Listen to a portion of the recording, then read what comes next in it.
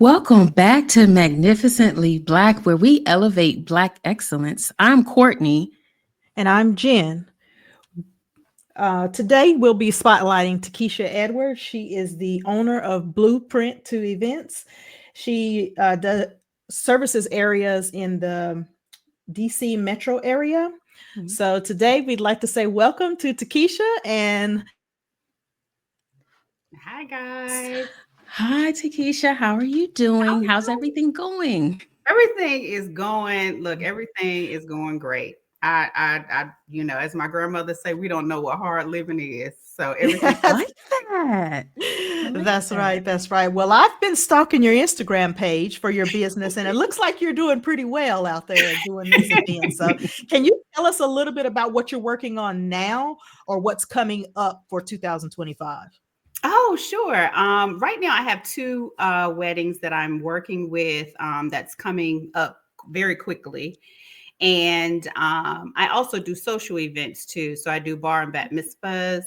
I do wedding showers, bridal showers, anything socially we do. So those are kind of sprinkled in the mix, but we primarily do weddings.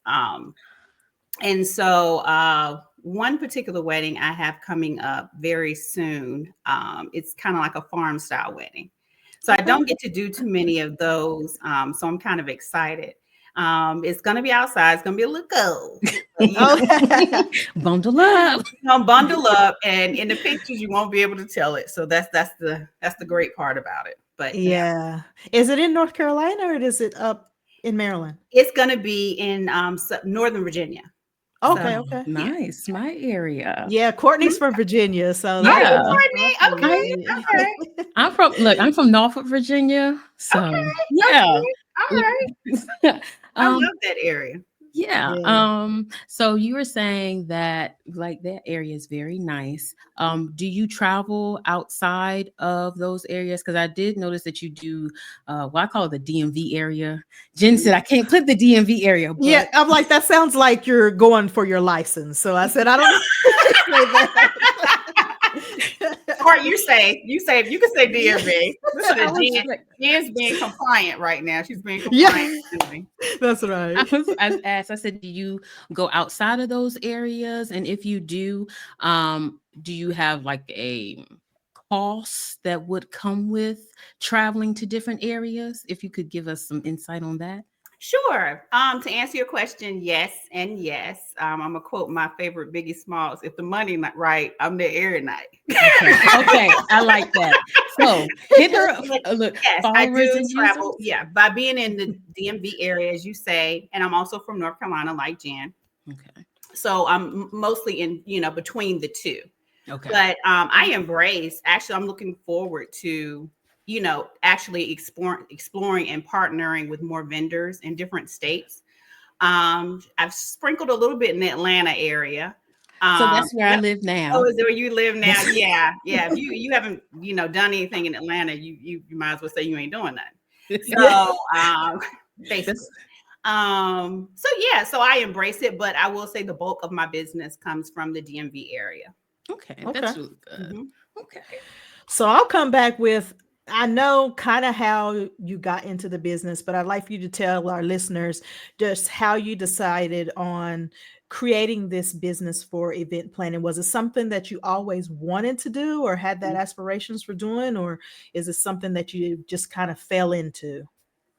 You know what, Jennifer, I will say, really kind of yes to everything. Okay. I had kind of been the go-to person for planning events with my family and friends. Mm-hmm. And one year right before, I'd say maybe 2013, 14, a friend of mine was just talking about creating different streams of income. And we were just talking about, like, if we started a business, what would it be?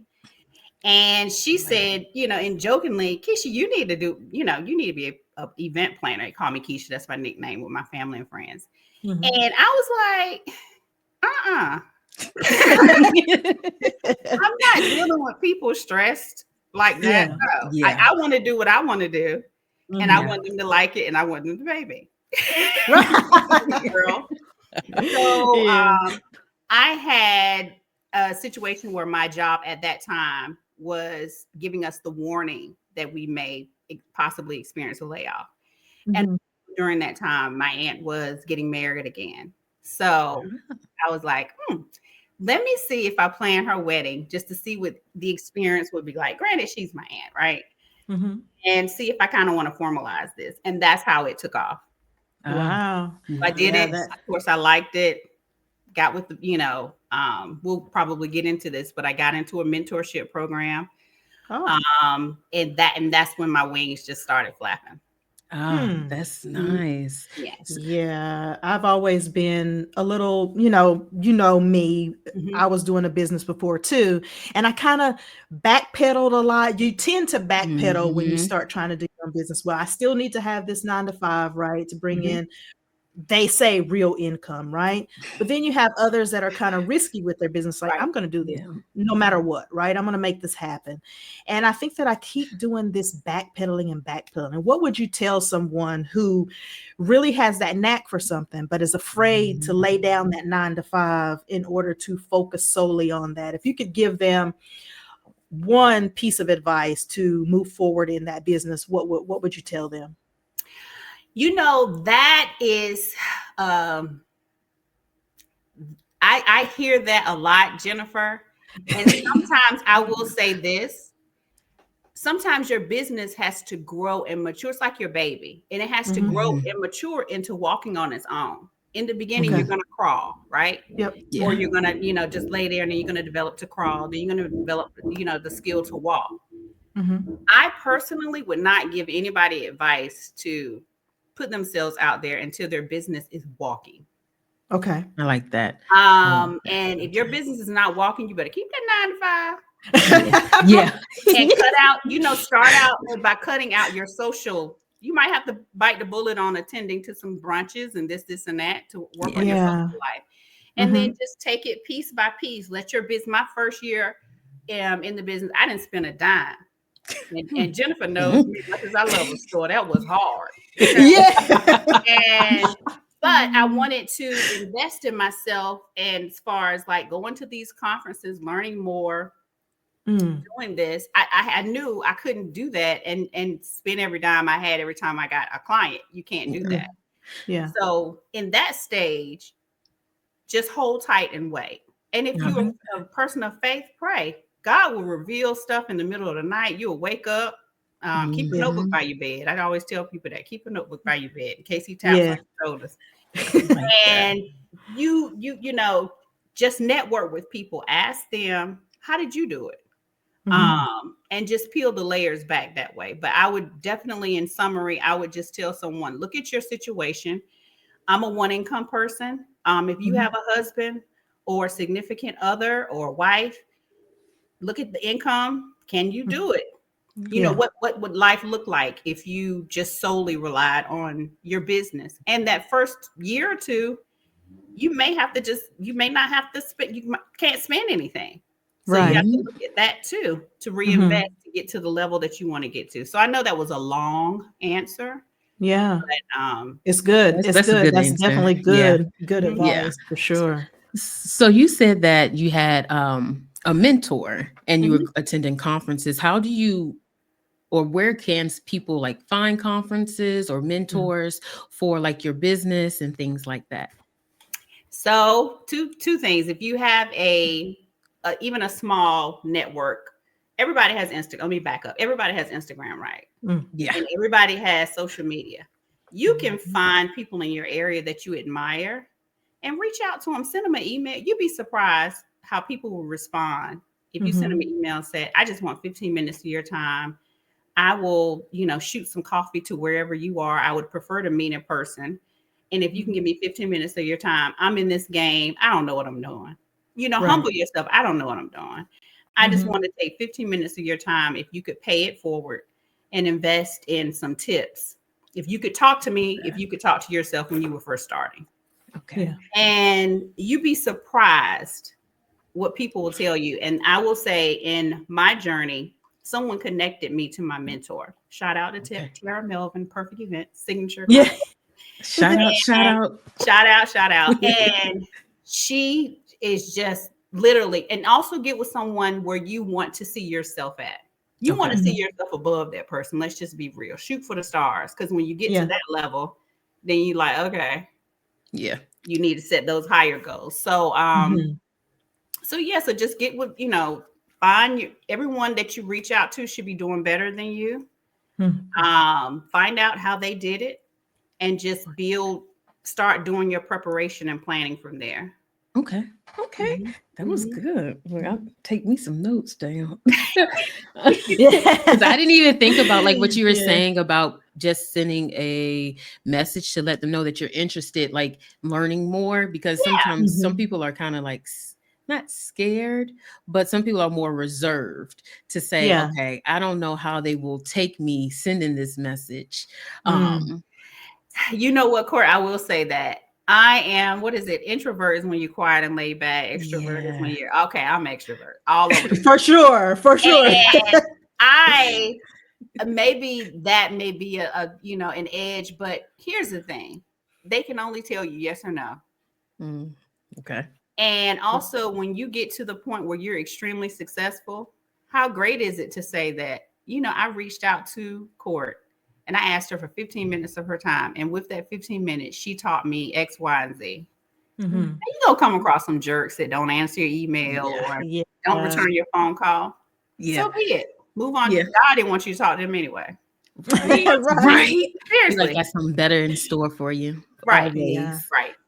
For sure. Yeah. Yeah. So I noticed all of the events that you're doing. Do you ever find yourself doing 2 events at one time, or do you only take on one at a time? Well, I do multiple events at a time. And because things are majority of the details are kind of like cookie cutter. I hate to say that because you shouldn't say that about your business, but it's certain things are just already automatically programmed that we can just get to the client's vision. So if, for instance, when I bring on a client, I have certain steps and parameters and a schedule already set. So that allows me that cuts out a chunk of time so I can take on more than one event. When I was first starting out, heck no. Being an event planner is all about details. It's 1,000 details. And it takes you to miss one or two to throw the whole thing off. So I'm at the level now where I am handling multiple events. And it's still, even now, it's still like, oh my gosh, let me check my notes. Did I get everything? Yeah. And when you started out, I know when we were talking, it was just you doing it. Now it seems like you have staff on board now. Yes. I have a team, about 5, getting ready to bring on a 6th person. So, and they work with me with events. And that's another thing too. I am transitioning to where I'm not going to be at every event. The clients will work with me, but I'm trying to prepare. And, some of them are ready. And that's another thing too. You got to take your hands off stuff, bro. I'm learning that. Well, I'm not going to say I'm learning that. I'm starting to learn that. I'm a little bit of a control freak. So that's the stage where I'm in. I'm kind of taking my hands off and letting my team. But no, that's what we're doing for 2025. I'm not going to be at every event.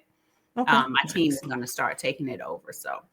Yeah. And that might actually help when you're trying to juggle multiple clients, right? You can work on this other one while your team is taking care of something else. So right. That could bring in more revenue when you can, juggle more. You see what I'm saying? So there you go, girl. You see what I'm saying?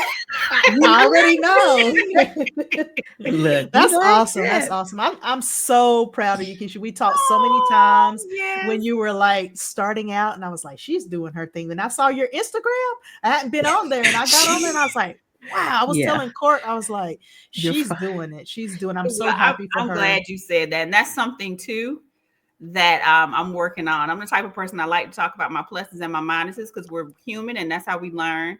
I suck at social media. So if anybody is watching, please reach out to me about social media. It stresses me out. I would rather plan a wedding with half of the information I need to do social media. I'm telling you. But anyway, we'll talk about that on another show. Me too. We were just in a conversation the other day. I was telling Yes. Court, I was like, I'm gonna have you handle all the social media stuff. I was 'cause like, I just am repost it, not grasping repost it. She was like, Yeah. what that mean? I was like, hold on. I'm still Hold it. struggling. I'm Because we're telling you. trying to get our footing in, with our podcast, trying to get it out Yeah. there where we can get more people coming in, Mhm. trying to elevate and spotlight, these Black owned businesses and people who are out there doing and Doing helping the thing. community. We're trying to get our footing out there. And I told her, I said, I need big help on that, but I'm trying. We're gonna, for 2025, our goal is to start pushing for more and Yeah. doing like what you For said, sure. reaching out to people, even though we're scared to do it. We're just gonna have to put ourselves out there, and so we can get those guests, right? Yeah. So that's 2025 for us. What we guys wish to got have it. planned. You guys got it. Yeah. This one, like, Yeah. look, I told Jen the other day, I said, social media is just something you learn over time. I'm like, Mm. I can send you, like, I sent her like a post of like about TI because I had reposted something and he reposted it for us on about our podcast. Uh-huh. And she was just like, wait, how did that happen? Can I see it? And I was just like, hold on. I was like, let me take a screenshot. Let me send it to you. She was like, See, I'm I'm showing so my age. confused. I was Girl, like, the season will come out, right? You put a computer in front of us. Woo! Right? I said, it's okay. I said, we got it. I said, all we need to know is that he liked it and he reposted it. There I you said, go. There you go. but yeah, we're going to definitely work on that 2025 and everything. So actually having you on here is definitely helping me understand like how to, like you said, to be more, hey, let me send this email. I'm going to do a schedule send so I don't have to actually hit send, but I definitely get it. I definitely Yeah, get and look, it and now. you know I like what? that. Those people, as look, I'm quoting the old folks, put their pants on one leg at a time, just like you do. Yeah. Right? So, Right. and here's the thing, Court, you'd be surprised what they would learn from you. Yeah. Hmm. Yeah, for sure. Yeah. For Yeah. sure.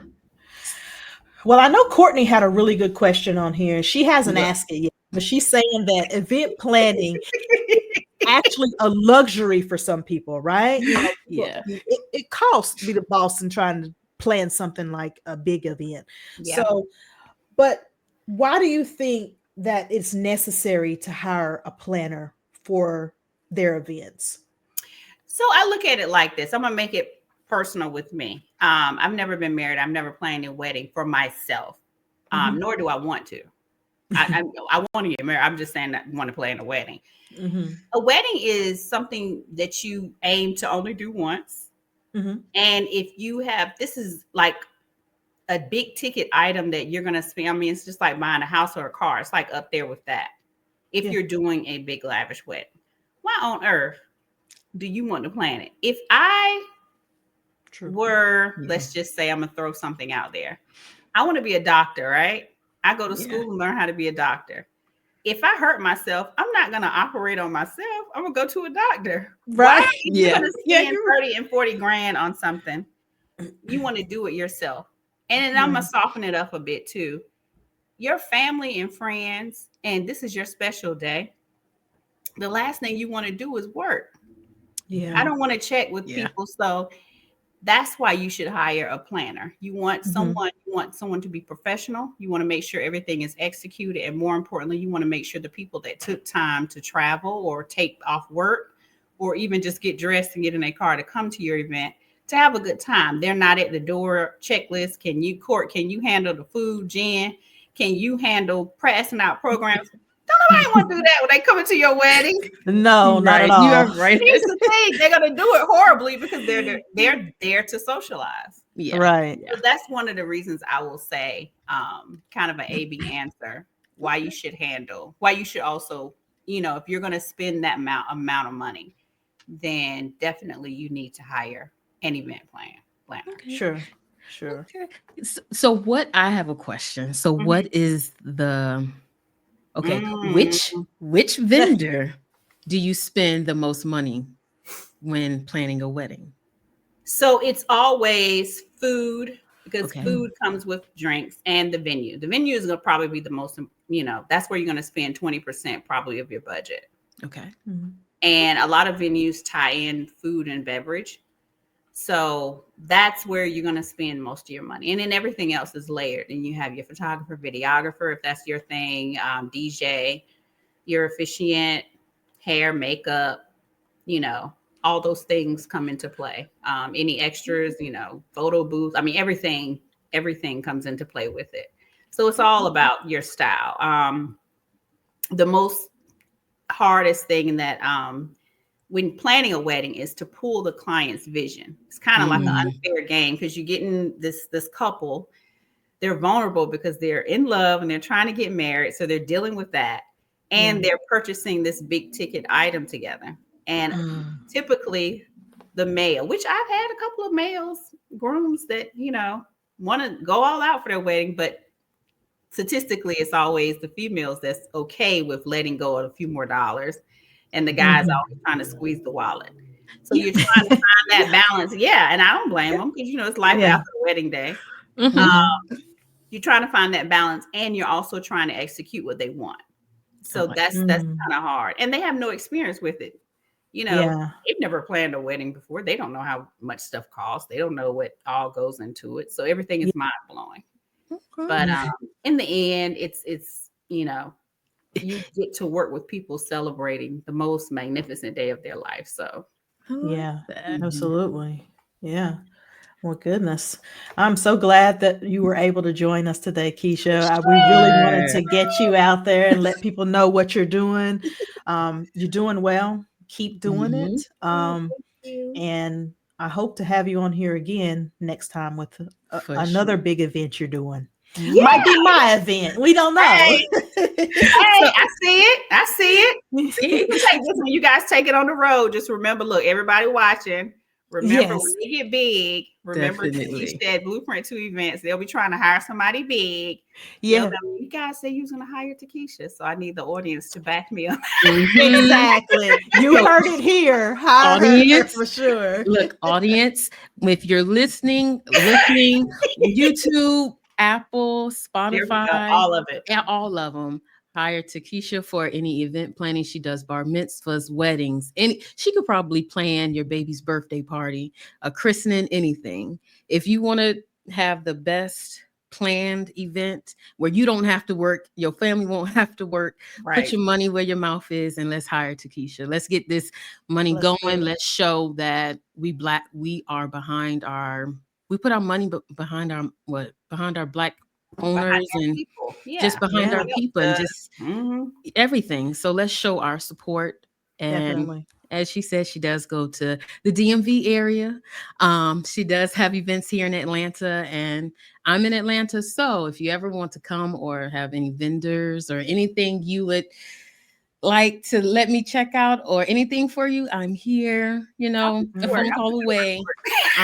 Keep an eye for some places for you to set up. Anything. Atlanta is, as they say, dream of opportunity. It is so much here. So with that being said, we appreciate everything that you do, Takisha, and we want to just say thank you and thank you and thank you, and continue to plan the most extravagant events, and we hope to talk to you soon. So thank you. Yeah, and I want to say, guys, thank you so much for what you do in spotlighting just small businesses and encouraging people. And I know you guys are going to grow because you're pouring into people by giving them a platform. So you have no choice but to grow. So I look forward to watching your success. And thank you. Yeah, I think this is great. Yeah, and I love the name. I was like, oh, I got to be on something called Magnificently Black. I'm Magnificently Black. Yeah.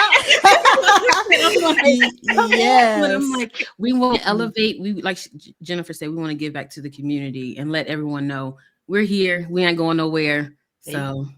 And we need that space to actually, you know, spend time and talk about, you know, our struggles and what we're going through, how we're going to help other people get to where we are, try to open that up for other people. So that's what this podcast is for. And we're going to try to keep continuing to do it. So we really enjoyed having you on here, and please spread the word. We'll have more on here coming soon. So thank you so much, Keisha. All right, you guys take care. Thanks, Jen and Court. Thank you. Bye.